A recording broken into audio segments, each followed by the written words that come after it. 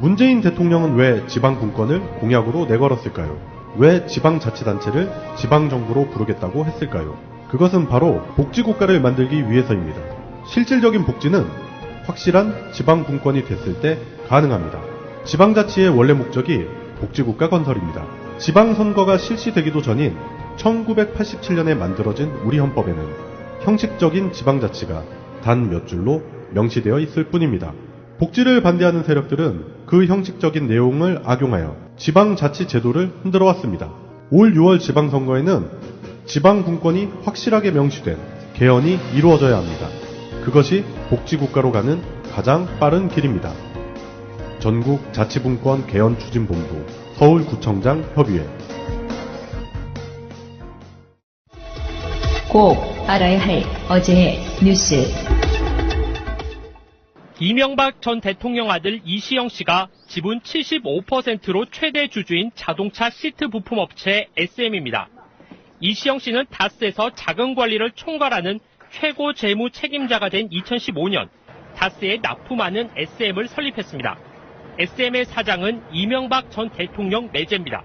다스의 일부 부품 협력사들이 SM에 인수되고 다스와 거래가 끊겨 폐업하는 협력사들까지 생겨나면서 다스가 이시영 씨 소유인 SM 쪽으로 협력업체들을 넘겨 SM을 알짜로 키우고 있다는 의혹이 제기돼 왔습니다.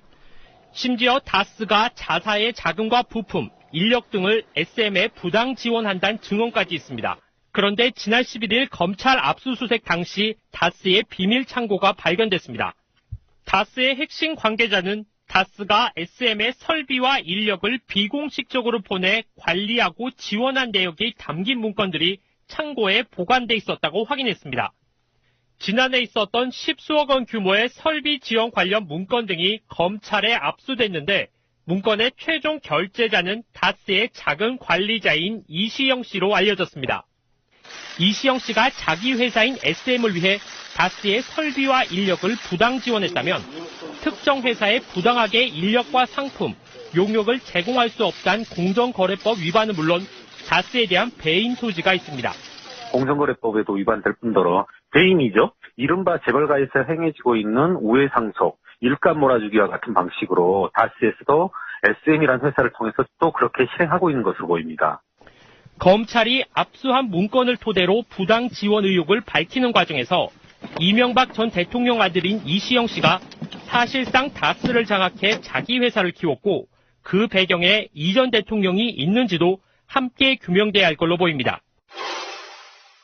지난주 통합 문제를 놓고 격렬한 몸싸움에 고성까지 오갔던 국민의당. 통합 반대파는 안철수 대표가 당과 국민, 역사를 배신했다며 신당 창당 추진위 구성 등 개혁신당 창당을 공식화했습니다. 국민의당을 전면적으로 쇄신하여 재창당하는 길과 새로운 개혁신당의 길을 준비해 나가도록 하겠습니다. 이를 위해 개혁신당 창당 추진위원회를 구성할 예정입니다. 통합 여부와 관계없이 안철수 대표 측과 사실상 결별을 선언한 겁니다. 내용과 갈등으로 인해서 신뢰도도 떨어진 만큼 저는 그대로 남아있다 하더라도 뭔가 새롭게 개혁을 하고 새로운 체제를 바꾸지 않으면 안 된다. 어쨌든 간에 저희 신당의 길로 가야 된다고 생각을 합니다. 여론전도 이어졌습니다. 통합 반대파인 박지원 의원은 국민과 당원은 과거의 안철수를 원하지 현재의 안철수는 버렸다며 유턴은 불가능하다고 밝혔고 유성엽 의원은 안 대표 리더십이 바닥을 드러냈다며 그냥 조용히 사라지라는 말로 날을 세웠습니다. 하지만 통합 찬성파는 일사천리로 절차를 밟고 있습니다. 전당대회 의장이 통합 반대파인 이상돈 의원인 점을 고려해 의장이 고의로 전당대회를 지연하면 어떻게 할지 당헌 당규를 정비하기로 했습니다.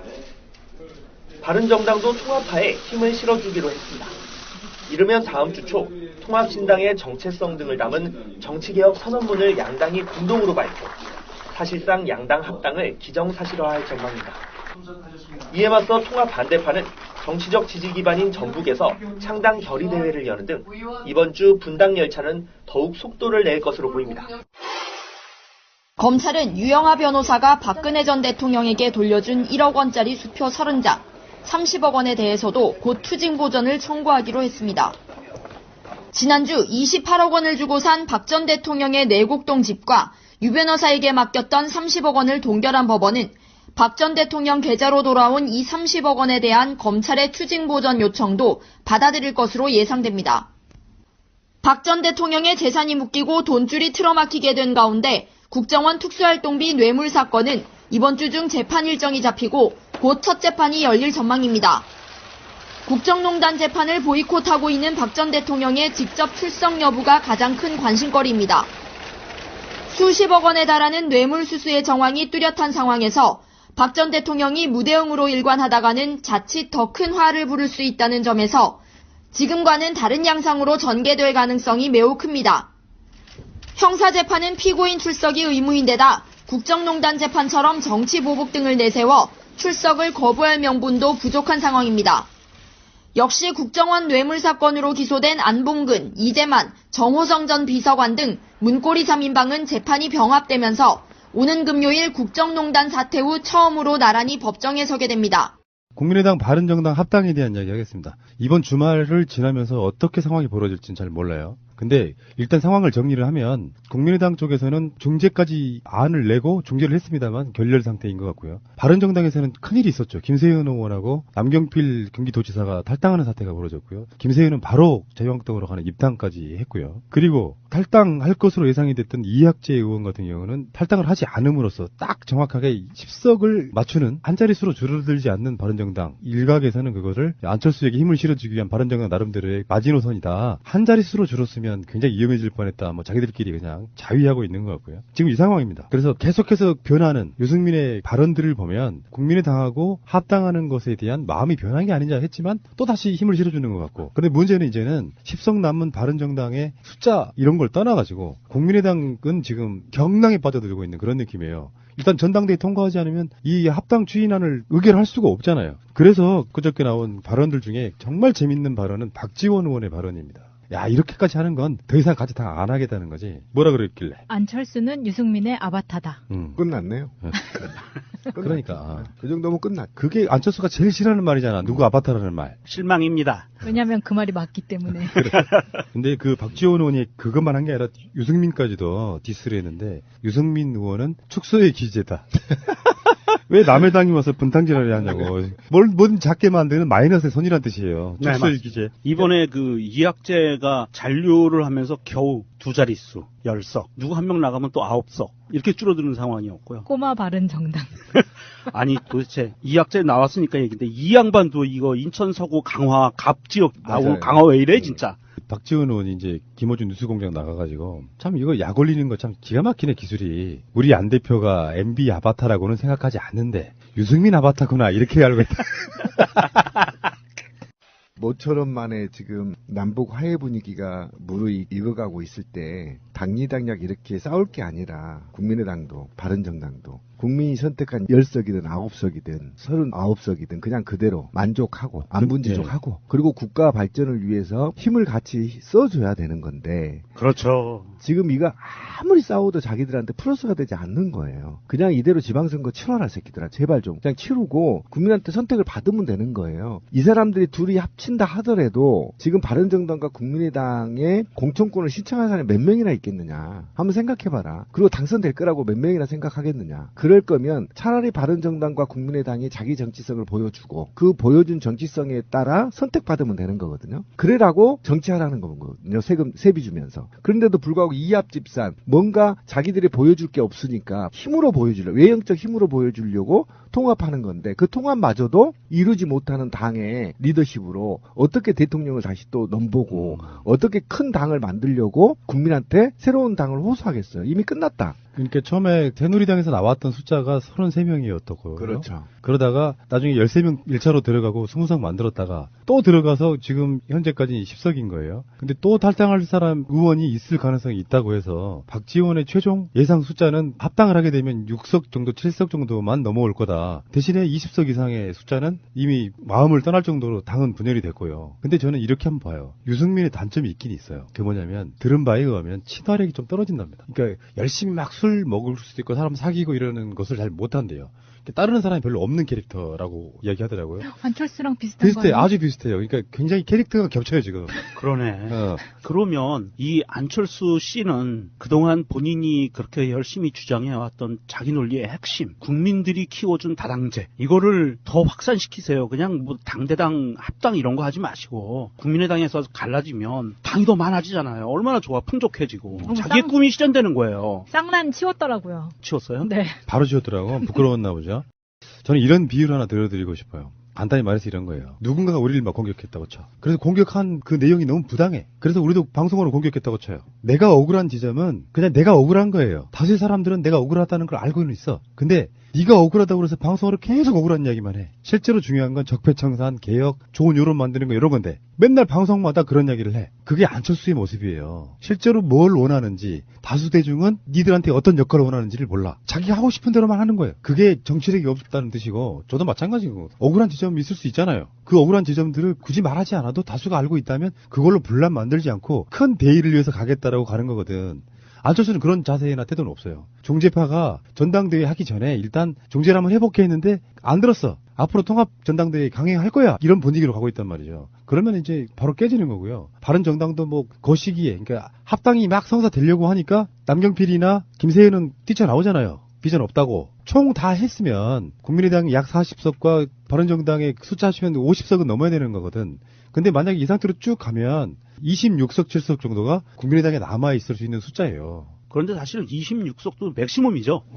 맥시멈 그 정도 되는 거고요. 실제로 국민의당이 분당 사태가 오게 되면 사실은 그것보다 더 적은 숫자가 움직일 거라고 보고요. 지금 중재를 시도했던 이 사람들도 물론 합당 반대파는 아니라고 본인들이 얘기를 하지만 중재안을 시도했던 것이 상당히 합리적이었어요. 어떤 부분이냐면 양쪽에 다 만족할 수 있는 중재안이었습니다. 안철수는 어차피 합당이 되건 불발이 되건 자기는 대표직에서 물러나겠다고 이미 공언을 했고 그렇다고 봤을 때 전당대회를 안철수가 미리 당대표를 물러나고 새로운 사람을 세워서 중립적으로 전당대회를 하자라는 중재안이었거든요. 굉장히 합리적이었어요. 그런데도 불구하고 안철수가 이거는 무조건 안 돼. 그렇게 하면 내가 물러나면 합당이 안 되니까 안 돼라는 논리로 거부를 했거든요. 이렇다고 봤을 때 이 중재파들도 안철수를 따라 움직이기는 쉽지 않을 거라고 보고요. 참 안타까운 게 지금 대한민국의 이런 급박하게 돌아가고 있는 새해 들어서 정말 다른 나라들의 10년, 20년 사이에 벌어질 수 있는 이런 현상들이 일주일 사이에 막 벌어지고 있는데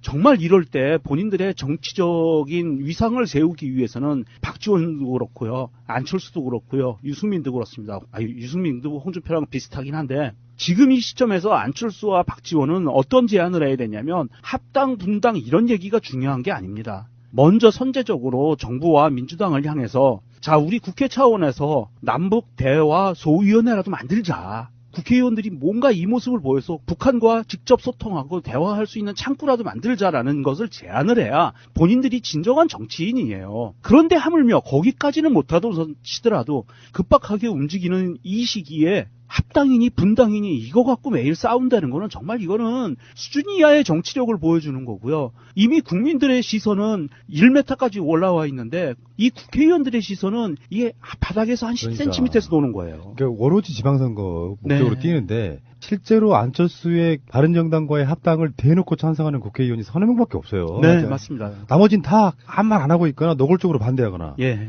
그러면 약간 걷어들일 때도 됐거든. 그렇죠. 근데 이제 좀 합당이 무산되려고 하는 처지가 되니까 유승민하고 만났어요. 그 이후부터는 박지원 말에 의하면은 전부 다 유승민이 시키는 대로 하더라. 그게 이제 아까 말한 유승민 아바타론. 실망했던 대상에서 지금 아바타까지 갔어요. 참 재밌는 캐릭터들이에요, 보면. 그러니까 통합을 통해서 시너지 역할을 내야 되는데 지금 현재 오늘 시점에 아무리 봐도 통합을 하면 마이너스가 돼버린다는 거잖아요. 어차피 안철수는 강행할 것이고 국민의당 내의 중도파를 설득에 나섰다는 거 아닙니까? 그런데 중도파들이 일단 사퇴하고 정당대회를 촉구했기 때문에 중도파들이 중립에 있는 세력들이 안철수한테 그냥 가기에는 어렵단 말이에요. 왜 그러냐면 이게 안철수한테 가면 미래의 희망이 보여야 되는데 미래의 희망이 보이지 않고 있기 때문에 안철수와 유승민이 미래의 리더십을 보여주지 못했거든요. 이런 상태에서 사실은 유승민이 그렇다고 해서 미래의 4차 산업 시기에 알맞는 리더십을 갖고 있느냐 또 그것도 아니란 말이에요.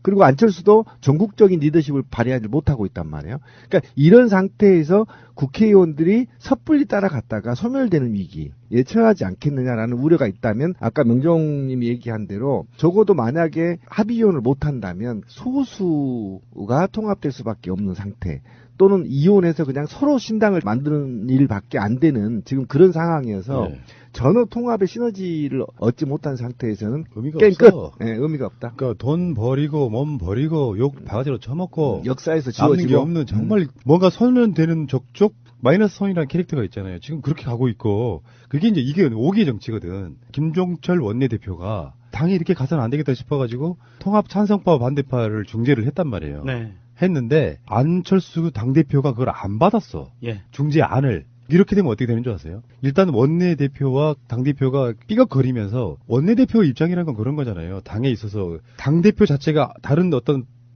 찬성파에 속해 있으니 원내대표인 내가 중재하겠다고 나섰는데 그거를 깔아뭉갠 거잖아요. 그러면 김동철이 원래 관망파였어요. 네. 김동철이 반대파로 돌아서서 하는 말이 이거잖아. 안철수가 추진하는 전당대회 일정 협조 못해 이렇게 하는 거예요. 그럼요. 왜냐하면 본인도 원내대표라는 지위가 안철수 따라가는 순간 없어져요.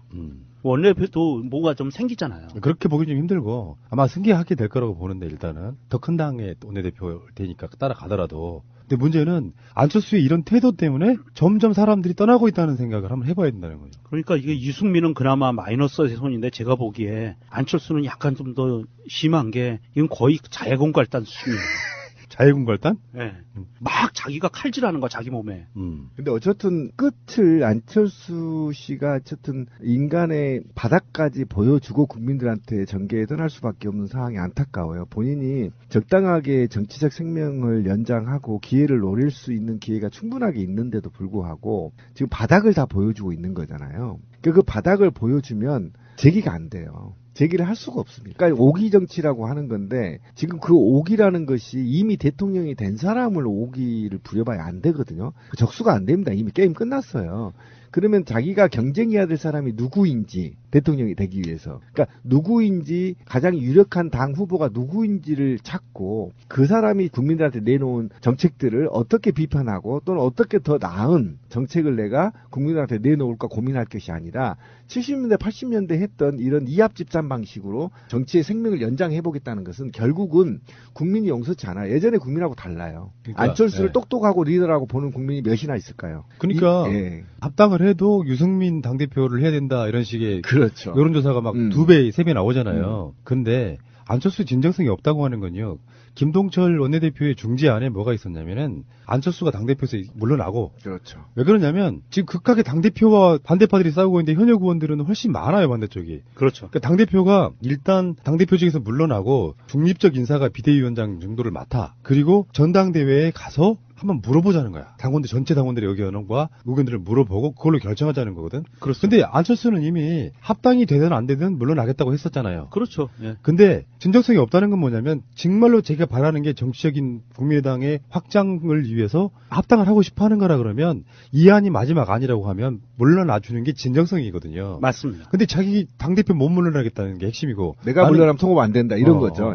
그런 방식으로 지금 추진을 하고 있기 때문에 진정성이 없다는 게 그냥 느껴지고요. 요거는 이 흙탕물은 그냥 똥물이라고 표현하는 게 맞겠죠. 완전히 정치판 자체가. 그러니까 국민의당은 지금 국민의당 만들어 나갈 때 더불어민주당은 그건 아무것도 아니에요. 지금 이 상황은. 이거는 상식밖에 어마어마한 싸움이. 그리고 지금 박지원 대표도 그런 얘기 했잖아요. 이제 강목 등장하는 부분. 그렇게 되면 끝장난다고 할 정도로 굉장히 위기의식을 느끼고 있는 거잖아요. 강목에다 못 박아서 나타나죠. 실제로 그러니까 오죽했으면 그게 무서우니까 뭐 온라인 전당대회 하겠다 이런 안도 나왔었는데 어쨌건 열긴 열어야 될 거 아니에요. 그러면 찬성파든 반대파든 분명히 무기 들고 나온다니까? 한번 보고 싶다. 지금 그 안철수가 거기에 더불어서 한 가지 더 꼼수 부리고 있는 게 전당대회에 참가해서 표를 던질 수 있는 권리를 행사할 수 있는 당원들의 숫자를 줄이기 위해서 지금 노력을 하고 있어요. 무슨 말씀이냐면 1000명이 나왔는데 200명만 찬성해서 부결되잖아요. 그런데 300명만 나와서 200명 찬성하면 가결되잖아요. 그러니까 제적수를 줄이려고 한다는 거죠? 총 권리당원 수를 줄이기 위해서 대표당원이라는 명목하에 대표당원의 명부를 새로 작성해서 다른 당으로 갔거나 아니면 돌아가셨거나 뭐 기타 등등등 해서 진짜 우리 권리당원이 아닌 사람들을 숫자를 빼내겠다면서 이 분모가 되는 부분을 줄이기 위해서 지금 엄청나게 노력을 하고 있어요. 이거 정말 이거는 대한민국 정치사에서 벌어지지 말아야 되는 암흑기 같은 일들이 지금 야당에서 벌어지고 있는 거예요. 가족 같은 다입니다. 아, 맞아. 어쨌든 국민들 관심에서 멀어졌죠. 전혀 관심이 없는 거죠. 아니, 그러니까 관심이 멀어지진 않았고 음. 이제는 쌈 구경 상태가 된 거예요. 예. 그래서 그러니까, 제가 아까 강목 싸움을 한번 봤으면 좋겠어. 오랜만에. 진흙탕 싸움이 되는데. 그 중에 응원하는 정치파가 있는 게 아니고 어느 쪽이든 쌈 재밌게 잘하고 있네 하고 비웃고 그냥 보고 있는 상태. 그렇죠. 대다수 국민은 관망하고 있는 상태, 불구경하고 있는 상태거든요. 이게 더 골 때리는 거예요. 예를 들어서 국민적 여론이 안철수를 지지한다거나 국민적 여론이 반대파를 지지한다거나 이런 게 아니고 놀고 있네요. 보고 있으면 놀고 있네. 정답이네요. 요즘 싸움 구경도 좀 할 겸 강목 싸움 한번 해봤으면 좋겠네. 팟캐스트도 그런 거 아닙니까? 딱히 어느 쪽을 반대한다기보다는 일단 안철수의 하는 행태가 너무 싫지만 다른 쪽에 있는 분들도 그닥 그렇게 대단해 보이지 않는 뭐 그런 상태가 된 것 같고요. 자, 어쨌건 안철수는 점점점 소멸해 가서 내가 2012년 처음부터 시작해서 지금 18년이니까 거의 한 6년 만에 그 이미지 다 깎아먹어버리는 정말 놀라운 신공을 발휘하십니다. 마이너스의 선, 마이너스의 안, 마이너스의 유. 아니요? 아니요. 아니요. 맞네. 아니요. 더빙의 신, 개그맨 안윤상, 여기엔 4명의 정치인이 등장합니다. 서늘하다. 가슴에 비수가 날아와 꽂힌다. 하지만 걱정하지 마세요. 손은 눈보다 빠르지요. 아기한테 쓴 밑에서 한 장, 정마담도 밑에서 한 장, 나 한 장. 아기한테 다시 밑에서 한 장, 이제 정마담에게 마지막으로. 동작 그만 밑장 빼깁니까? 뭐라고요? 방금 밑에서 뺐습니다. 제가 빙다리 핫바지입니까 아닙니까? 증거 있습니까? 증거 있습니다. 너는 나한테 굿땡을 줬을 겁니다. 그리고 정마담한테 주려는 거 이거 장짜리 아닙니까? 모두들 보십시오. 정마담한테 장땡을 줘서 이 판을 끝내겠다 이겁니다. 아이고 시나리오 쓰지 마시지요. 예림이 급해봐봐. 혹시 장이야? 패건드는 장 누굽니까? 해머 가져오십시오. 정말 이런 식으로 해야 됩니까? 잠깐만요. 그렇게 피를 봐야겠습니까? 구라치셨지 않습니까? 실망입니다. 좋아요. 이 배가 단풍이 아니라는 거에 내 돈 모두하고 내 손모가지 겁니다. 쫄리면 사퇴, 아니 뒤지시던지요. 이 씨발 어디서 약을 팔아요? 하하하하. 천하의 아기가 혓바닥이 왜 이리 깁니까? 후달리세요. 저는 후달릴 수도 있고 안 후달릴 수도 있습니다.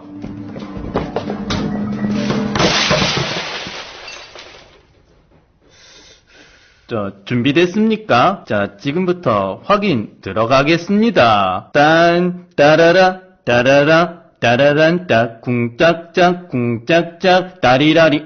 사쿠라인데요? 사쿠라가. 내가 봤습니다. 이 씨발놈 밑장 빼는 거 봤습니다!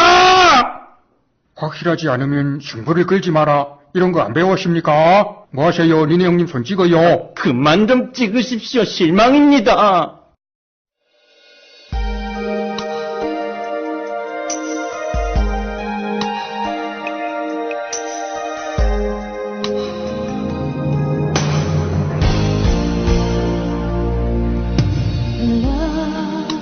김광석님의 어느 60대 노부부의 이야기라는 곡을 듣다 보면은요, 코끝이 찡해집니다. 이렇게 오래 서로 챙기며 함께하는 부부가 있는가 하면, 한때 일본에서는요, 분리수거 1위가 남편이다 라는 웃지 못할 얘기도 있었고요. 황혼 이혼이 유행이었고요. 또 요즘은 조론이라는 새로운 단어도 접하게 됩니다. 예나 지금이나 이혼 사유 1위는 성격 차이라고 하는데요. 어느 60대 노부부가 변호사가 동석한 자리에서 마지막 식사를 함께 하는데 메뉴로 통닭이 나왔습니다. 그러자 할아버지가 날개를 떼어서 할머니에게 주었죠. 그런데 이 할머니가 갑자기 소리를 지르면서 나는 30년이 넘게 닭 날개만 먹었다고 왜 나한테 물어보지도 않고 날개만 주는 거죠? 이러더랍니다. 할아버지는 마지막 식사 자리에서 할머니가 날개를 좋아하는지 알고 그렇게 했던 건데요. 그리고 그동안 물어보지도 않고 날개만 챙겨드렸던 거죠. 할아버지는 그제서야 할머니가 날개를 싫어한다는 걸 알게 됐고요. 진심으로 미안하다 사과하면서 두 분은 극적인 화해를 했다고 합니다. 안녕하세요. 영화로 배우는 인문학 박 기장입니다. 안녕하세요, 피디님. 예, 어서 오십시오. 안녕하세요, 마차님. 안녕하세요, 마차입니다. 안녕하세요, 한쌤. 갈비탕 먹고 급 후회한 한창세입니다. 왜요? 갈비탕이 먹고 싶어서 무슨 포 이런 갈비탕 집을 들어갔습니다. 들어가서 갈비탕을 시켰는데 나오는 거 딱 보니까 왠지 먹고 싶지 않은 그런 게 있었어요. 그런데 아니나 다를까 보니까 갈비탕이 아니고 갈비 뼈다귀만 2개 들어있고 그 옆에다가 일반 살을 갖다 붙여서 한 2개 들어있는데 맛도 없었어요. 그래서 아주 굉장히 후회했습니다. 우리 한쌤 속상하셨어요. 그렇죠. 이제 한 끼 한 끼가 굉장히 소중한 이런 시대 아니겠습니까? 왜 그러셨어요? 우리 피디님, 날개 좋아하세요? 다리 좋아하세요? 저도 비슷한 경우인데요. 전 닭다리를 안 먹어요. 왜요? 몸에 배인 거죠, 습관이. 그러니까 어렸을 때부터 그 닭다리를 양보하는 습관이 몸에 배어가지고 누군가 나랑 같이 치킨 같은 걸 먹게 되면 닭다리를 내 앞에 있는 상대에게 주는 습관이 있어가지고 같이 먹어요. 네. 근데 실제로 자주 안 먹다 보니까 그렇게 좋아하는 품목은 아니고 닭도 맛있는 부위가 따로 있어요. 보통 다리, 날개 이런 부분 있잖아요. 저는 목 좋아하고요. 목이요? 살은 별로 없는데 맛있어요. 그리고 실제로 토종닭 같은 경우는 자연스럽게 이렇게 자라면서 근육이 만들어지는데 네. 우리가 먹는 고기들, 닭고기들 대부분은 정말 이 조그만 케이지 안에 들어있는 그런 그죠? 느낌으로 크잖아요. 그러니까 네. 고기들이 다 맛이 없어요. 닭고기 중에 가장 맛있는 부위는 사실은 껍질입니다. 저도 껍질 좋아하는데. 살쪄요, 그거. 그 부분이. 그럼 껍질 드릴게요. 껍질하고 목. 껍질하고 목. 우리 마차님도 껍질? 네, 저는 날개 좋아해요. 날개? 네. 우리 그럼 딱 됐네요. 한쌤은 어느 부위 좋아하세요? 저는 지금 우리 PD님하고 마차님 좋아하시는 거 빼고 다 좋아합니다. 그러니까 토종닭은요, 닭가슴살도 맛있어요. 닭가슴살 맛은 별로 없잖아요. 네. 하나만 추천해 드릴게요. 고기 얘기가 나온 김에. 겨울철에 문득 생각나는데 닭고기 장조림. 닭고기 장조림이요? 안 해봤죠? 네, 소고기 장조림은 해봤는데. 본 적도 없어요. 그게 도시에서 이제 근본 없이 요리 배우신 분들이 닭고기가 원래 따져 올라가 보면 네. 일단 옛날에는 꽁을 잡아서 꽁을 이렇게 살짝 분해한 뒤에 네. 그걸 간장과 함께 끓여요. 그게 꽁 장조림이에요. 네. 근데 그거는 어떤 정도냐면 떡국을 끓이기 위한 정도예요. 맞아. 근데 꽁을 잡기 힘들어서 닭으로 대체한 게 꽁 대신 닭이란 말이 나온 거예요, 거기서. 근데 우리만 그런 게 아니고 북한 지방도 마찬가지예요. 꽁, 만두 이런 게 다 그런 식으로 해서 대신에 이렇게 만들어진 부분인데 예전에 시골에 가면은 소 잡기 힘들었고요. 네. 돼지고기를 떡국에 넣는 건 좀 이상하죠? 그쵸. 느낌적으로. 네. 사실은 원조를 잊어버리고 자기들이 하고 있는 게 정답이라고 생각하는 거야. 소고기 그게 아니고 닭을 간장에다 넣고 끓여요. 그래서 그거를 이렇게 항아리에다가 넣어놓습니다. 겨울에. 그리고 떡국 끓일 때 물 붓고 가마솥에 떡국을 끓이다가 마지막에 한 국자 떠가지고 부으면 그게 바로 떡국이에요. 맛있겠다. 근데 진짜 거기서 먹는 그 닭가슴살 같은 것도 네. 토종닭은 정말 맛있다는 말씀 꼭 드려보고 싶습니다. 토종닭으로. 실제로 여러분들이 잘 안 하시는 요리 중에 네. 닭고기 떡국, 닭고기 미역국은 한번 끓여보세요.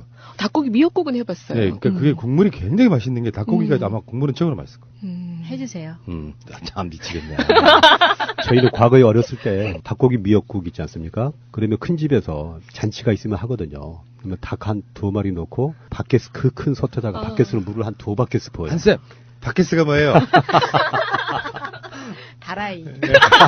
바켓스 다라이. 에이, 진짜 욕 먹어요. 양동이. 네, 양동이. 배야, 이렇게. 네, 양동이.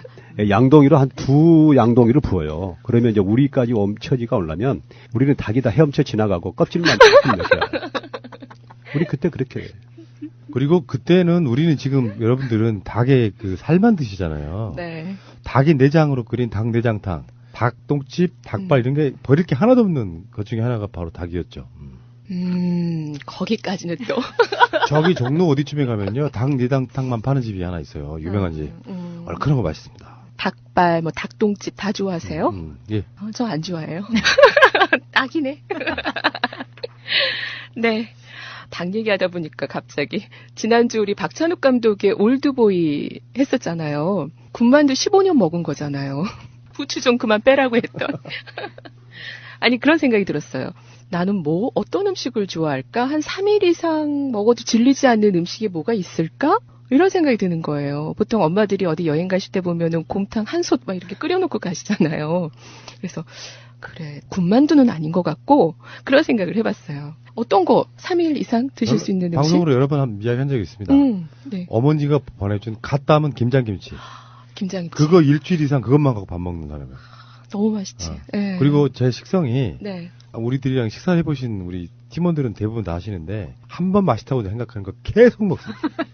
질릴 때까지? 질리질 않아요. 질리질 않아. 우리 PD님 참 괜찮다. 까다롭지 않고.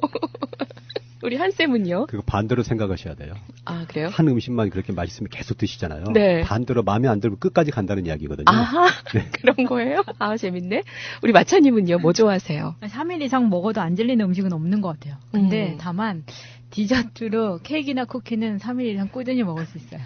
빙고. 생각해보니까 제가 지금 몇 년째 먹고 있는 아이스 카페라떼 큰 거. 이거 바뀌질 않고 있거든요. 그것도 마찬가지네. 정말 집요해요. 끝까지. 와, 정말. 멋지다. 자, 이번 주 우리 순위 좀 알아보고 넘어갈게요. 박스오피스 순위 들어갈까요, 마차님? 네, 이번 주 새로운 영화 2편이 5위 안에 진입을 했습니다. 먼저 5위를 말씀드리면 지난주에 4위를 했던 위대한 쇼맨, 휴잭맨의 뮤지컬 영화가 차지했고요. 3위와 4위가 새로 진입한 영화인데 주만지, 잭 블랙 주연의 영화 하고요. 그리고 페르디난드, 투 하는 싸움소가 나오는 애니메이션 영화입니다. 갑자기 이렇게 진입을 하면서 온 가족이 볼 수 있는 영화로 들어와 있는데 제가 후기를 잠깐 봤더니 데이트용으로 좋다는 이야기가 소가 주인공이라서 영화 끝나고 여자친구와 한우를 먹기로 한 커플이 삼겹살을 먹게 돼서 고맙다는 재밌는 후기가 있었어요. 그리고 2위에는 신과 함께, 그리고 1위 요즘 새날에서도 매 에피소드마다 나오는 영화죠. 1987이 차지했습니다. 영화로 배우는 인문학 영인아가 선택한 23번째 영화는요. 알파치노 주연의 여인의 향기입니다.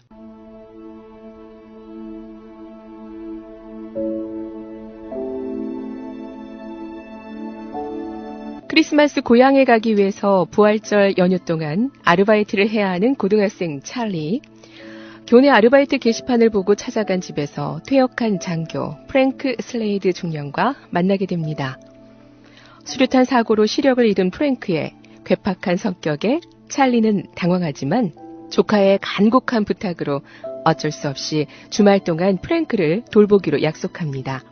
하지만 그날 밤 찰리는 친구들이 교장 선생님의 주차 공간에 페인트 풍선을 설치하는 것을 목격하게 되고 교내의 말썽에 휘말리면서 교장으로부터 아주 곤란한 요청을 받습니다. 가정 형편이 어려운 찰리에게 밀고 하면 하버드 대학의 추천장을, 밀고 하지 않으면 퇴학을 시키겠다. 다음 주 월요일 학생 징계위원회가 열리는 그날까지 결정하라고 회유와 협박을 합니다. 한편 조용한 주말 아르바이트를 기대했던 찰리의 생각과는 달리 프랭크는 오랫동안 준비해왔던 비밀스러운 뉴욕 여행을 감행합니다. 얼떨결에 함께 뉴욕에 온 찰리, 최고급 호텔, 식당, 리무진 사이로 오가며 어린 찰리는 새롭고 특별한 인생 경험을 합니다.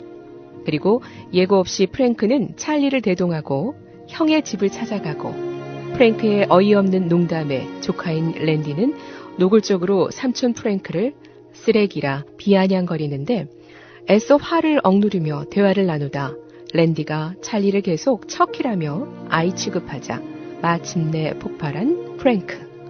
저녁 식사는 아수라장이 됩니다. 다음날 프랭크와 찰리는 고급 레스토랑을 방문하는데요.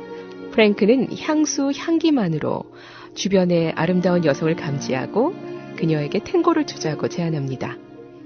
여인이 탱고를 추다 실수할까봐 두렵다고 하자 실수를 하고 스텝이 꼬이면 그게 바로 탱고죠 라는 명언을 남기며 이 영화의 명장면 탱고 장면이 이어집니다. 그런데 다음날 아침 찰리는 무기력하게 누워있는 프랭크를 발견합니다. 그리고 찰리는 프랭크를 위해 페라리를 시승하러 가자고 제안하죠. 의욕이 없는 프랭크. 다시 생기를 띠며 찰리를 옆에 태우고 운전을 합니다. 점점 속도를 내기 시작하면서 즐거워하는데 보는 이의 마음까지도 아주 조마조마하게 속도를 내면서 질주하다 경찰에게 걸리죠. 하지만 프랭크, 능청스러운 연기로 맹인이라는 사실을 들키지 않고 위기를 넘기게 됩니다. 호텔로 돌아온 프랭크는 찰리에게 담배 심부름을 시킵니다. 심부름을 나가면서 뭔가 수상함을 느끼고 다시 돌아오죠. 그런데 호텔방에서 프랭크는 육군 정복을 입고 머리에 총을 대고 있는 것을 발견합니다. 그동안 찰리를 데리고 갑자기 여행을 온 것, 그를 보내주지 않았던 것, 뜬금없이 형의 집에 가서 민폐를 끼친 것도 전부 프랭크의 계획이었던 거죠. 찰리가 프랭크의 자살을 만류하자 프랭크는 절망스럽게 울부짖으며 찰리에게 총을 들이댑니다. 지금 당장 내가 살아야 할 이유를 대지 않으면 너를 쏘고 나도 자살하겠다. 그때 찰리는 두 가지 대답을 하죠. 내가 살면서 본 누구보다 탱고를 잘 추고 페라리를 잘 몰 수 있기 때문이라고 답합니다. 프랭크가 이전에 했던 스텝이 꼬이면 그게 바로 탱고라는 명언을 그대로 돌려줍니다. 그리고 그 말에 프랭크는 총을 거둡니다. 뉴 잉글랜드로 돌아온 프랭크는 찰리를 학교 앞에 내려주고 찰리는 징계위원회에 참석합니다. 조지는 아버지와 함께 청문회에 참석하지만 찰리는 홀로 앉아있지요. 그때 프랭크가 찰리의 보호인이라며 멋지게 등장해 찰리의 옆자리에 앉습니다. 조지는 교장의 억압에 페인트 사건의 범인들을 지목하나 눈이 나빠 제대로 못 봤다며 찰리가 정확히 봤을 거라고 책임을 전가합니다. 반면 찰리는 끝까지 의리를 지키며 진술할 수 없다고 말하지요. 이에 교장은 조지를 칭찬하고 찰리는 퇴학시키겠다고 합니다. 이때 프랭크 발끈하며 자신의 인생 경험에 비추어 동료를 위해 용감하게 희생할 수 있는 것이 리더의 자질이고 베어드스쿨에서 가르쳐야 할 가치라고 대변합니다. 이에 감동한 학생들과 징계위원회는 찰리에게 무죄를 선고하고 조지에게는 어떤 상이나 벌도 없을 것이며 지목된 범인들은 정학될 것이라고 선고합니다. 학생들의 박수갈채가 이어지고요. 집으로 돌아가는 리무진에 탄 프랭크는 찰리와 작별하면서 찰리의 얼굴을 어루만지며 찰리의 생김새를 처음으로 인지합니다. 집으로 돌아온 프랭크, 전과 달리 조카의 어린아이들에게도 친근하게 다가가며 변화된 그의 뒷모습으로 영화는 따뜻하게 마무리됩니다. 영화가 마무리됐습니다. 아주 따뜻하고 약간 좀 교훈적인 그런 영화? 예, 이런 생각이 들었어요. 근데 주인공이 알파치노다 보니까 그 알파치노의 전작들 때문에 주는 인상이라는 게 있잖아요. 네. 그래서 좀 더 선입견이 있게 영화를 시작해요. 대부. 보는 입장에서는. 근데 실제로 보면 그렇지 않은 뭐 그런 느낌이죠. 일단은 이를테면 무술 영화나 르왈이 나왔던 사람이 네. 일종의 그 멜로에 나온 것 같은 그런 느낌이죠. 어떻게 보면. 우리의 한석규가 8월의 크리스마스에 나온 초록 물고기 이런 거 하다가 그렇죠. 스텝이 꼬이면 그게 바로 탱고입니다. 아, 탱고 장면 정말 이 영화 하면은 탱고 장면만 떠올랐었는데 영화를 또 계속 보다 보니까 이 탱고 장면 말고도 정말 좋은 장면들이 많이 있더라고요. 저는 이번에 이 영화를 보면서 탱고에 대해서 전에 쉐리 댄스일 때 제가 한번 쭉 춤에 대해서 이렇게 한번 알아봤었는데 이번에 탱고를 보면서 탱고만 유튜브에서 싹 찾아서 다 봤어요. 네. 다 봤는데 탱고의 정말 매력에 빠질 수밖에 없는 조건을 가지고 있더라고요. 아, 그래서 탱고를 배우고 싶다. 그런 느낌을 강하게 받았습니다. 탱고 저도 배우고 싶은데요. 제 직장 동료였던 친구 중에 그 직장인 탱고 클럽 이런 것들이 네. 한때 막 많이 생겼을 때가 있어요. 스포츠 댄스. 네. 그거를 지금 5년 넘게 하고 있더라고요. 근데 정말 운동으로서 탱고가 정말 좋다고. 전에 말씀드렸죠. 댄스 스포츠라고. 아, 네. 굉장히 다른 차이가 있다고. 왜 근데 그 느낌이 너무 가깝잖아요. 그래서 좀 배워도 될까? 문제 없을까? 저도 그런 생각을 했었는데 네. 그 제 친구가 남자고 관연했어요. 그런데 저는 거기서 빨리 여자친구를 사귀었으면 좋겠다고 생각을 했었는데 지금까지 여자친구를 한 번도 사귀질 않더라고요. 그 안에서. 그러니까 정말 스포츠로서의 충실한 역할을 하고 있는 거죠. 알파치노와 가브리엘 애노아가 그 장면을 찍기 위해서 한 2주 동안 맹 연습을 했다고 하더라고요. 근데 이제 그 장면에서는 저 탱고 한 번도 안 쳐봤는데요. 이렇게 나오잖아요. 너무 아름다운 호흡이었어요, 정말. 네. 그리고 거기에 나오는 배경음악도 너무나 유명해졌죠. 그렇죠. 근데 가브리엘 애노가 네. 조연도 아니고 일종의 약간 카메오 느낌이고. 그러니까? 실제로 이 영화를 처음에 봤을 때 제목이 여인의 향기잖아요. 네. 근데 거기서 사실상 주연급 여인은 없어. 그 제목이 왜 여인의 향기일까? 저는 그게 굉장히 궁금하더라고요. 쭉 봤더니요. 그게 이제 우리 알파치노가 앞을 못 보잖아요. 그 대신에 이제 후각이 발달이 돼서 그 여인이 무슨 향수를 썼는지 이것을 정확하게 알아맞히는 거예요. 그래서 어떤 여인이 있다 그러면 그 여인의 대강, 나이나 외모까지도 그걸 다 알아맞힌다 그래요. 그래서 그 여인의 향기다. 이렇게 이름을 붙였다 그래요. 저는 이게 그래서 국내에 들어오면서 제목이 바뀌었나 해서 봤는데 원 제목도 여인의 향기더라고요. 그 센트 오브 워먼? 네. 이것도 리메이크작이잖아요. 원래 프랑스 영화였어요. 그게 18년 만에, 요즘 18년이 이렇게 길어져가지고 74년에 프랑스 영화였는데 이게 나중에 92년에 다시 영화로 만들어지는 거죠. 그렇죠. 그 디노리시 감독의 여인의 향기를 리메이크한 작품이고 이제 이 디노리시 감독은 향년 91세로 돌아가셨더라고요. 근데 이분도 이제 잠깐 소개를 하면서 이탈리아 코미디 영화의 거장으로 유명하다. 그리고 뭐 소피아 로렌이나 비토리오 가스만 등 이탈리아 명배우를 발굴해냈고 생전에 50여 편의 영화를 남겼던 분이다. 이런 얘기가 나와 있더라고요. 저 근데 알파치노의 눈빛이 굉장히 순수하고요. 그리고 어떻게 이렇게 깜빡거리지 않고 연기를 할 수 있는지 우리 어렸을 때 그런 눈싸움 해봤잖아요. 얼마나 오래 하셨어요? 정말 연습 많이 했을 것 같아요. 시각장애인 역할을 해야 되니까. 네. 맹인학교에 가서 직접 또 보고 그래서 그 노력을 많이 했다 그러더라고요. 눈을 너무 깜빡이지 않아서 안구 건조증이 와서 6개월 동안 안과를 다녔다 그래요. 그래요. 대단해요 정말. 메소드 연기인가요 그게? 알파치노가 연기를 했기 때문에 멋져 보이는 부분도 있을 거예요. 실제로 그런 상황들에 비춰보면 알파치노가 보이지 않은 가운데서도 스텝이 꼬이더라도 네. 그렇게 연기할 수밖에 없는 그런 부분들은 그러니까 영화만이 주는 환상이라고 생각해요. 우리 같은 평범한 사람들이 그 역할을 맡으면 정말 평범한 거죠. 인간극장밖에 안 되잖아. 그래서 시각장애인 연기도 그런 명배우들, 멋진 배우들이 하면 훨씬 멋있어 보이는 뭐 이런 측면이 있는 거죠. 현실은 다르다는 말씀을. 그렇죠. 얼마 전에 조인성하고 송혜교 나왔던 드라마에서 송혜교가 시각장애인으로 나왔을 때도 너무 예쁘니까 그런더라고요.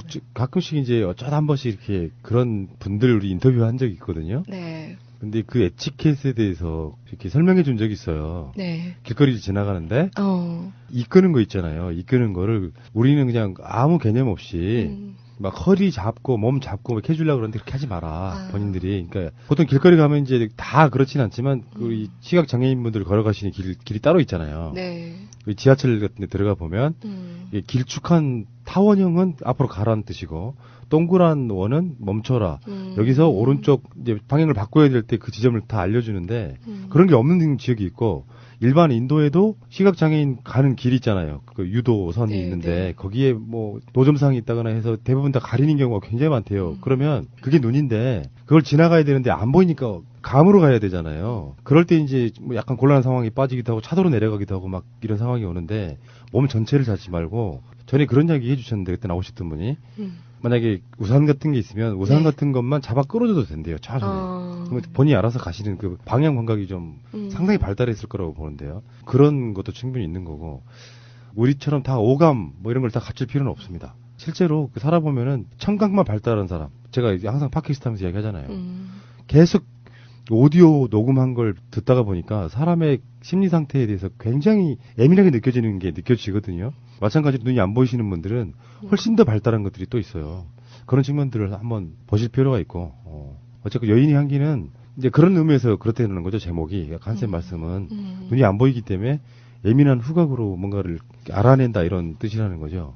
근데 기본적으로는 이 영화는 브로맨스 아니에요? 그러니까 어린 학생, 젊은 학생과 나이 좀 든 예비역 군인의 일종의 브로맨스 같은 거. 서로 성장 드라마 이런 거 아닌가? 그렇죠. 네. 어떻게 보면은 마지막에는 소울메이트 같은 느낌?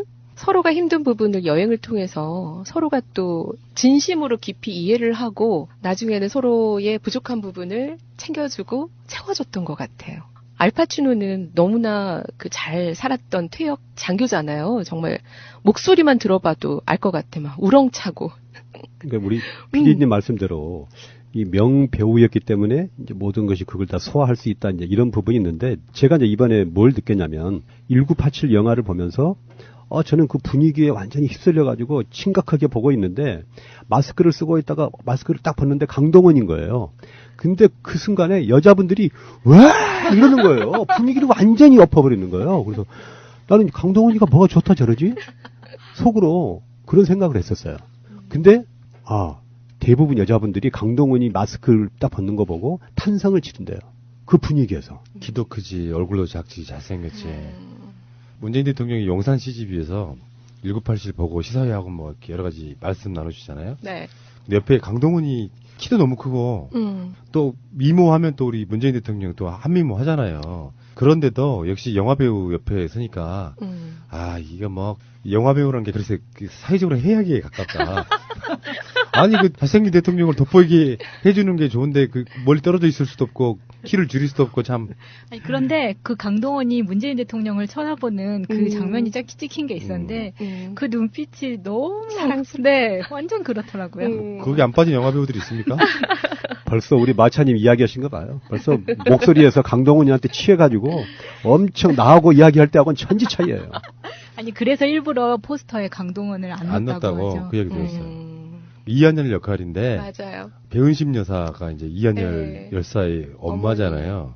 강동원이 자기 역할을 아들 역할을 했다고 되게 좋아. 근데 그게 포스터에 같은 데 안 넣어서 이렇게 반전 효과를 노렸다고 뭐 그런 이야기를 하는 거 들었습니다. 어머니가 예쁜이 강동을 이렇게 불렀다고 하더라고요. 그 알파치노가 굉장히 잘 나가다가 갑자기 시각장애를 입은 거잖아요. 그 사람들이 그런 것들로 인해서 상심이 크고 많이 또 성격이 달라지고 삶의 어떤 의지가 꺾이는 그런 경우들이 많이 있을 것 같아요. 저희 아버지 같은 경우가 그런 경우세요. 그러니까 사회적 인텔리인 사람이 어떤 사건으로 인해서 경제적인 활동을 못하게 되는 상황. 거기서 그 한 남자가 인격적으로 이렇게 파멸해가는 과정을 저는 적나라하게 봤거든요. 오랜 시간 동안 이제 자기 자격지심에 의해서 어머니하고의 어떤 잦은 갈등, 그런 과정에 가족들로부터 이렇게 멀어지는. 근데 제가 그 아버지를 다시 가족으로 끌어들이는 역할을 했던 그런 롤이 좀 있었던 것 같아요. 역할. 이제 가장으로서 역할도 못하고 경제활동도 못하는 아버지가 스스로 생각했을 때는 자식들이나 엄마가 나를 무시한다고 생각하는 지점을 결정적인 계기가 하나 있었는데요. 집 밖에서 우리 아버지를 욕하는 동네에 어떤 한량 아저씨가 하나 있었어요. 자식들이 듣고 있는데 그때가 제가 고등학교 2학년 때였는데 네. 제가 칼을 들고 뛰쳐나갔어요. 당신 죽여버리겠다고. 주위에서 말리고 그래가지고 뭐 큰 사건은 안 났는데 아버지가 저한테 그때서야 처음으로 마음을 여신 게 느껴졌어요. 내 자식을 키워놓으니 나를 지켜주는구나 하는 감정이었겠죠. 그런 감정들 속에 그런 방황의 시간이 제가 군대 제대할 때쯤에 돌아가셨으니까 거의 한 11년, 2년 정도 병석에 계셨던 거거든요. 그 사이에 망가져가는 모습, 그 이전에, 그러니까 그 시점 이전에 우리 아버지는 정말 멋쟁이였어요. 그런 분이 어느 날 본인 스스로가 사회에 쓸모가 없어졌다는 거에 대한 그 인식 때문에 정말 주위 사람들을 힘들게 했던 기억이 나는데요. 그걸 극복하는 사람들이 사실은 정말로 더 위대해질 수 있는 부분이 있다고 생각이 들고요. 저희 아버님도 만약에 지금쯤 그분이 제 옆에 있다면 또 그런 상황이라면 좀 달랐을 거라고 생각하는 게 그때는 어렸잖아요. 근데 저는 우리 아버지 정도는 충분히 그러니까 정신적인 재활을 시킬 수 있다고 저는 자신이 있거든요. 어떤 대화를 통해서 뭐가 필요한지를 충분히 말할 수 있을 것 같은데 그 어렸을 때 나이에는 그런 게 전혀 없었잖아요. 참고로 좀 이야기 길어지지만 들어보시면 제가 마지막 휴가를 나왔을 때인데 아버지가 그렇게 누워 계시고 나서 군대 입대할 때까지 아니지 이제 광주를 떠날 때까지 매일 아버지의 다리를 1시간씩 주물렀어요. 밤마다. 와, 대단하시다. 힘들어하시니까 우리 형이랑 둘이. 그래서 광주를 떠나는 게 너무 좋았어요. 그런 거 안 할 수 있어서.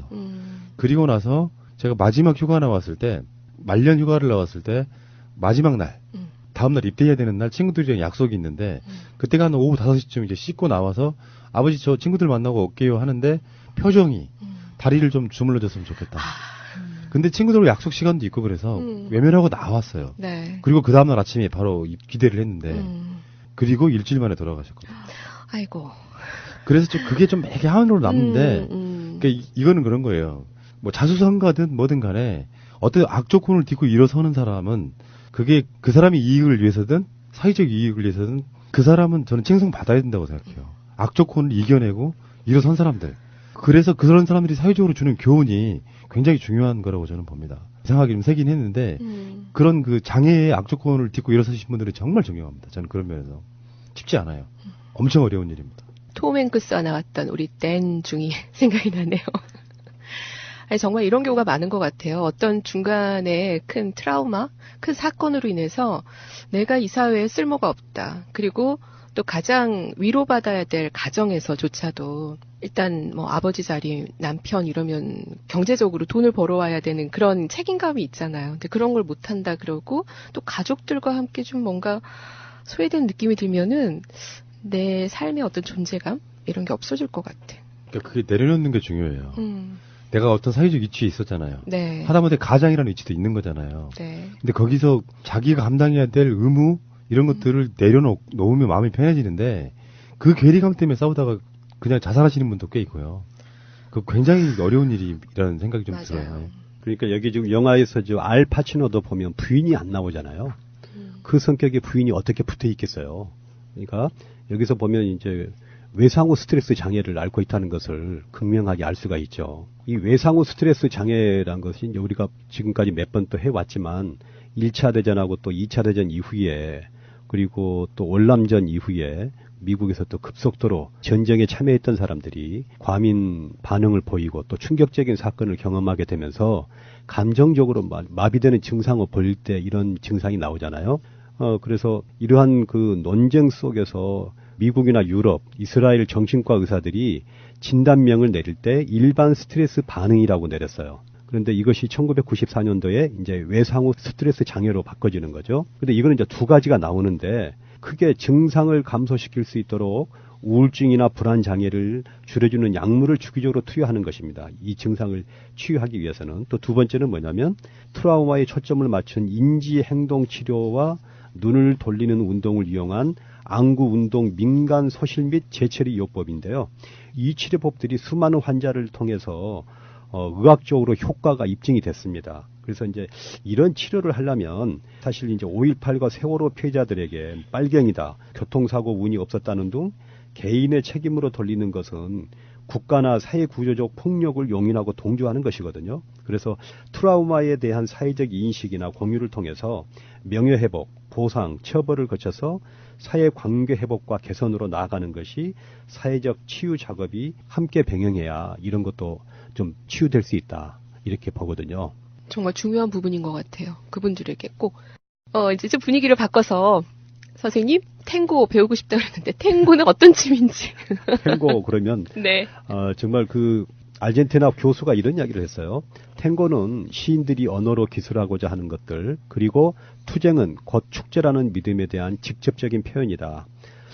근데 이제 탱고 그러면 붉은색과 가장 잘 어울리는 춤과 음악이잖아요. 그리고 격정적인 감성과 강렬한 리듬, 그 속에서 애수와 고독의 감성을 품고 있어서 거부하기 힘든 치명적인 유혹의 열정의 나라 아르헨티나의 부에노스아이레스에서 탄생한 것이 탱고입니다. 그래서 마음을 움직이는 춤 탱고인데요. 우리 알파치노하고 아름다운 여인이 탱고를 췄던 그 춤이 뭐냐면 포르우나 카베사라 그래서 그 제목이 머리 하나 차이로란 뜻이에요. 그 시각장애인 태역 장교가 멋진 춤을 추잖아요. 탱고의 동작을 인생에 빗대어서 탱고는 실수할 게 없어요. 인생과 달리 단순하죠. 만약 실수해도 다시 추면 되니까 실수해서 발이 엉키면 그게 바로 탱고지요. 탱고는 걷는 춤이라고 하는데 리듬에 맞추어서 파트너와 함께 걷는 데서 그 매력이 묻어납니다. 서로 열정적인 눈빛을 마주한 채 바닥에 그림을 그리듯 움직여 나가는 모습, 유혹하듯 다리 사이로 다리를 밀어 넣는가 하면 또 서로 포용했다가 밀어내고 다시 턴해서 돌아와서 품에 안기는 동작이 뜨거운 사랑에 빠진 남녀처럼 관능적이잖아요. 눈빛과 호흡, 조화와 균형, 서로에 대한 신뢰가 바탕이 돼야만 아름다운 탱고 춤이 완성되는데 이것을 보고 이제 가슴과 가슴 사이라 그렇습니다. 그러니까 탱고는 부에노스아이레스 사람들의 복장 때문에 탄생했습니다. 당시 남성은 목이 긴 부츠에 세발톱을 달고 가우초라는 바지를 입고 그 여성들은 폭이 넓은 치마를 입고서 춤을 추다가 만들어진 동작이 바로 탱고의 밑바탕이 되는데요.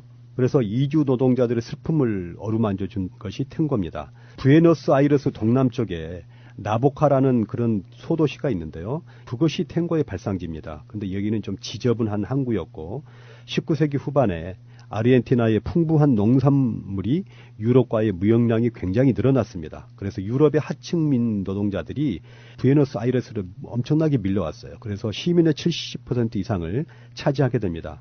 그래서 이민자들은 고향에 돈을 보내려고 고된 노동 속에서 돌아갈 수 없는 고향에 대한 그리움을 안고 이 탱고 춤을 추게 되죠. 그리고 미국으로 끌려온 아프리카 흑인들의 피해가 재즈로 발전했다면 유럽의 가난한 이주 노동자들의 여한을 달래주던 것이 바로 탱고였습니다. 그래서 부에노스아이레스와 나바나를 오가던 쿠바 선원들의 무곡이 바로 하바네라고요. 그다음에 아르헨티나풍의 멜로디가 가미된 것이 밀롱가입니다. 그리고 우루과이로 건너갔던 아프리카 흑인들이 타악기를 동반한 춤과 음악으로 발전시킨 것이 칸돔블레예요. 이 세 가지 춤이 섞여서 탄생한 것이 탱고거든요. 그래서 이민자들은 고향에 대한 그리움을 달래기 위해서 술을 마시고 노래하며 탱고를 추었기에 탱고의 선율에는 그리움과 외로움이 담겨 있습니다. 유럽 상류층에 분 탱고 열풍이 있는데요. 그 아르헨티나 상류층에서는 탱고를 부득과 하층민들이나 추는 더럽고 천박한 춤으로 여겼습니다. 근데 무역상들이 유럽에 탱고를 전파하게 되자 유럽의 상류층들이 열광을 했어요. 그들은 탱고를 새로운 예술로 받아들였고 탱고 잡지와 탱고 향수, 탱고 음료수, 심지어 탱고 란제리까지 등장하면서 탱고 열풍이 불었습니다. 교황은 뭐라고 말했냐면요. 탱고를 가정과 사회를 파괴하는 음란하고 야만적인 춤이라고 비판을 했습니다. 이 멈추지 않는 춤이란 별명을 가진 탱고는 이에 굴하지 않고 전 유럽으로 퍼져나가죠. 유럽에서 무도회 용어의 우아한 댄스곡 스타일, 콘티넨탈 탱고를 많은 사람들이 일반적인 탱고로 알고 있습니다.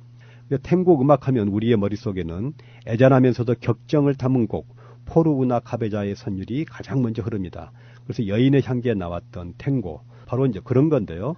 1960년대부터 70년대에 아르헨티나의 경제적 쇠퇴로 탱고의 대중적인 인기도 점차 시들어갑니다. 그때에 작곡가인 아스트로 피아졸라가 탱고를 더 이상 춤만을 위한 음악이 아닌 감상을 위한 음악으로 바꾸어 놓았습니다. 그래서 클래식과 재즈, 전위적인 요소들까지 도입하며 탱고를 예술의 경지에 올려놓았죠.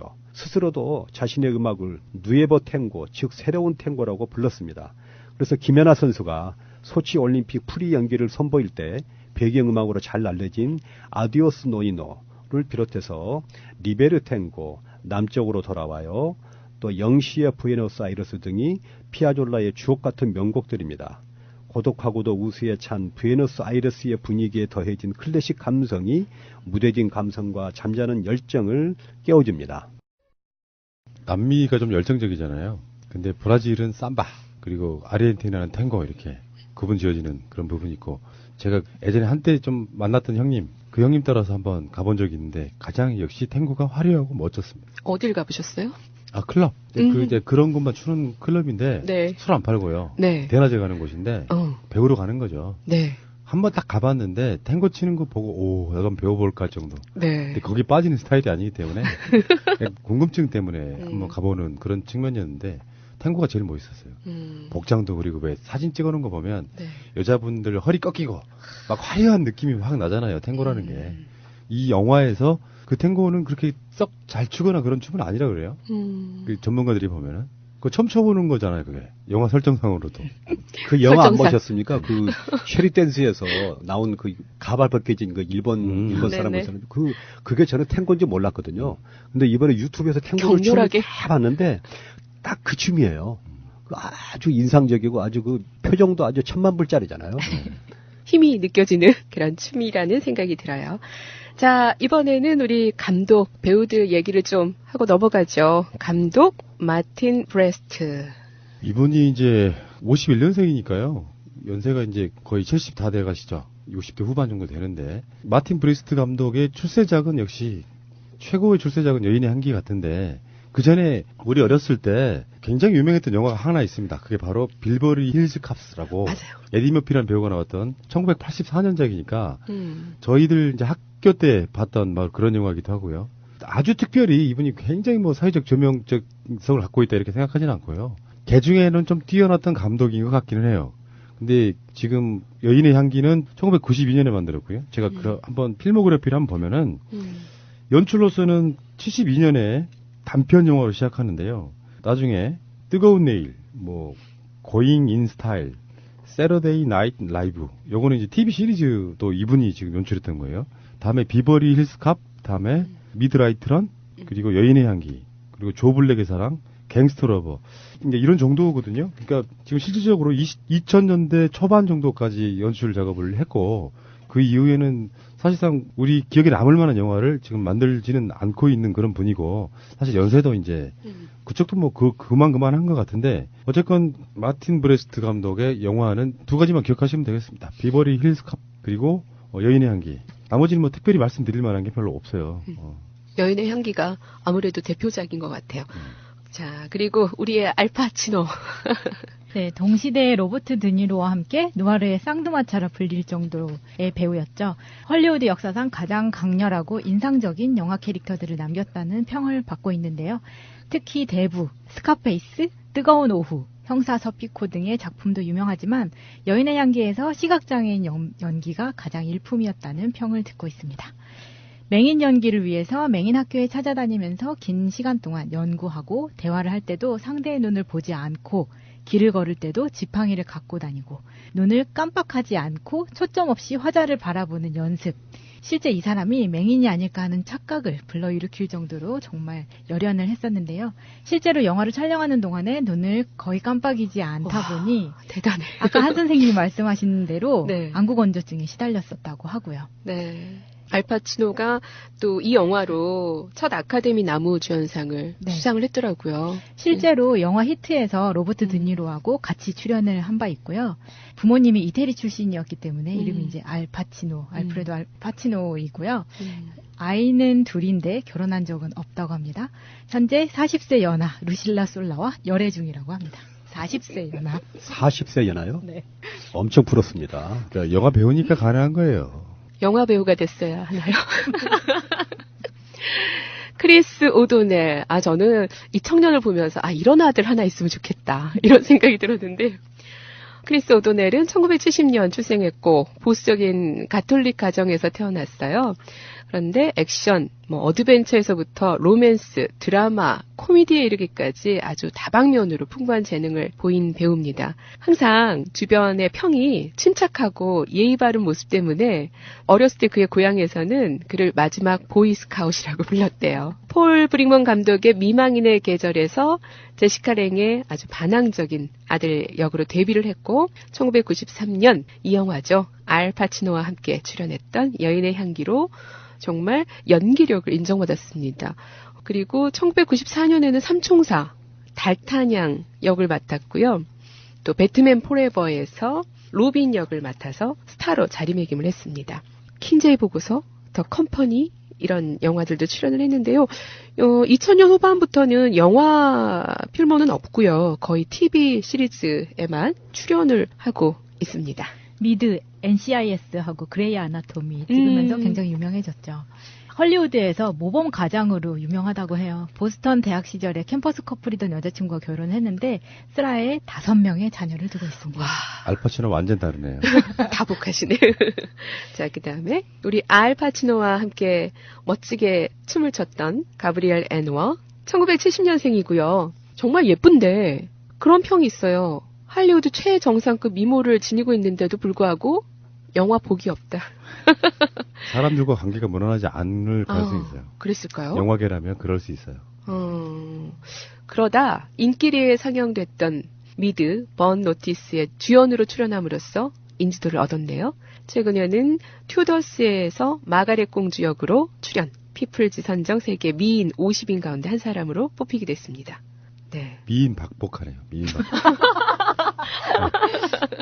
그리고 필립 세이모 호프만이라는 친구 조지 역할을 했던 그 금발의 창백한 얼굴, 마지막에 같이 청문회에 앉아있던 그 엄청난 배우더라고요. 보니까 1967년생이고 카포티로 2006년 제78회 아카데미 나무주연상을 수상했고요. 위대한 레보스키, 헝거게임, 미션 임파서블 3편, 또 플로리스 이렇게 다양한 영화를 했어요. 25년 연기 생활 동안 50여 편이 넘는 많은 영화 출연을 했는데 안타깝게도 2014년 2월 2일 약물 과다 복용으로 사망을 했답니다. 근데 그 이유가 끊임없이 이 방송을 하고 또 드라마하고 영화를 찍으면서도 실업에 대한 공포가 굉장히 컸대요. 그 사망 이유가 저는 이런 공포들, 이런 불안이 계속 영화배우들한테 이렇게 엄습하나 보다. 그것도 있지만 또 유명해지고 싶지 않다는. 그런 측면도 약간 언밸런스하잖아요. 네. 배우면서 유명해지고 싶지 않지만 실업에 대한 공포는 있는 것. 저도 그런 거 있거든요. 유명해지고 싶지는 않아요. 유명해져서 남들이 알아보는 게 싫어요, 사실은. 좀 불편한 일이거든요, 이게. 세상의 모든 기준은 그렇게 맞춰서 가는 건 아니다. 제가 항상 드리는 말씀이고요. 전 이 상황에서 갑자기 이런 생각이 듭니다. 갑자기 카톡에 뜬금없는 제 사진이 하나 들어오는 거예요, 저한테. 근데 모르는 사람한테 들어온 거예요. 제가 카톡에다 프사를 올려놨던 사진인데 흑백으로 해서 만들어서 보낸 거예요, 저한테. 네. 처음에는 내가 아는 사람인가 보다, 보냈나 보다 이런 생각을 했는데 근데 누구지? 갑자기 이런 생각이 드는 거예요. 올드보이를 떠올리면서 나 누구한테 실수했나? 찾으셨어요, 누군지? 저희 오빠더라고요.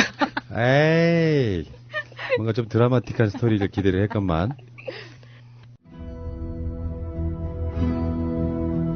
인생이 항상 행복하지는 않죠. 날씨의 변화처럼 이런저런 변화가 우리를 더 단단하게 만들어줄 텐데요.